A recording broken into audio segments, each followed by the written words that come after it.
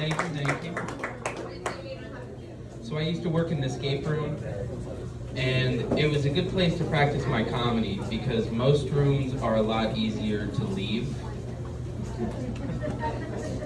I think an airline pilot would also be a good job to practice comedy for similar reasons, but also because people already applaud when you land the plane, aka the bare minimum expected of a pilot. That's a good crowd. But if you bomb on a plane, people never forget. So I'm on the no-fly list. When I worked at the escape room, the closest thing I had to healthcare was the room where you escaped from the doctor's office. The tongue depressors were all used. The thermometer gave you a staph infection. But the prescription pad was convincing enough for the pharmacy.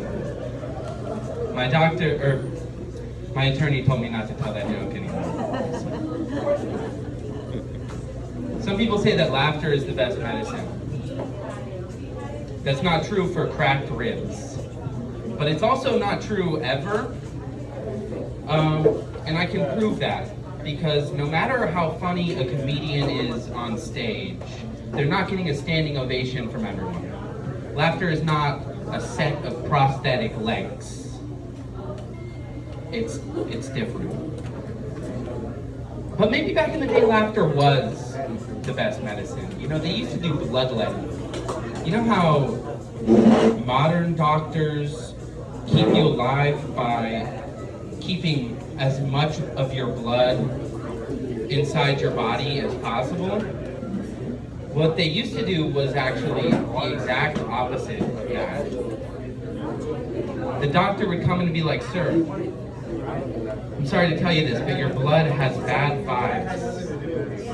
I'm gonna have to cut you with this knife, don't worry, I've never washed it, and just sit tight and bleed for a while.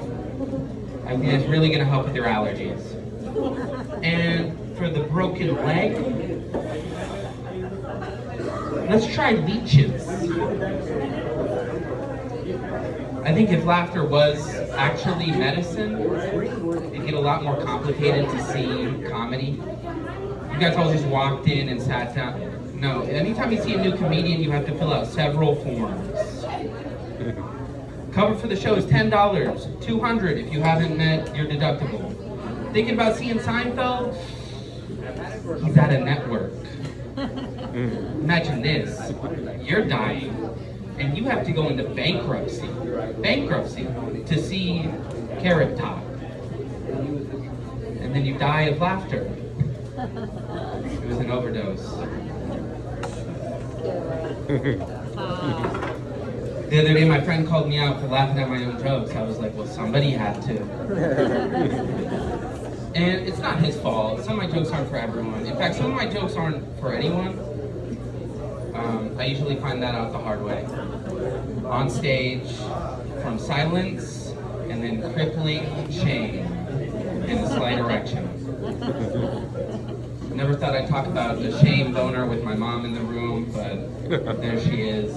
Here we are. Round of applause for my mom and dad, everyone.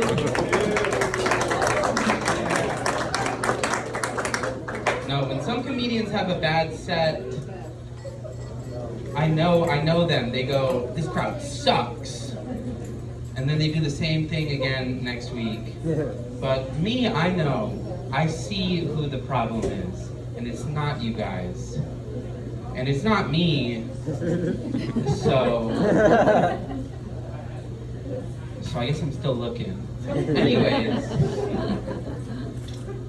I think it's partially my fault because I write some of my jokes for, I know they're only going to work on very specific niche audiences.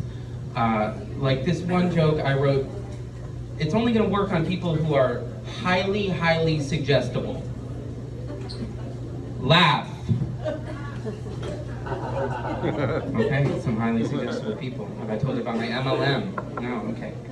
This joke I wrote, This is something I wrote specifically for people with handlebar mustaches. Okay. Shave. That one was more like advice. And then my last joke, I wrote specifically for mind readers.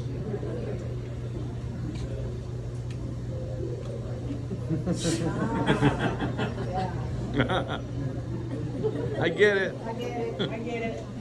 Oh my God, I forgot the joke. All right, thank you everybody. Back to your host.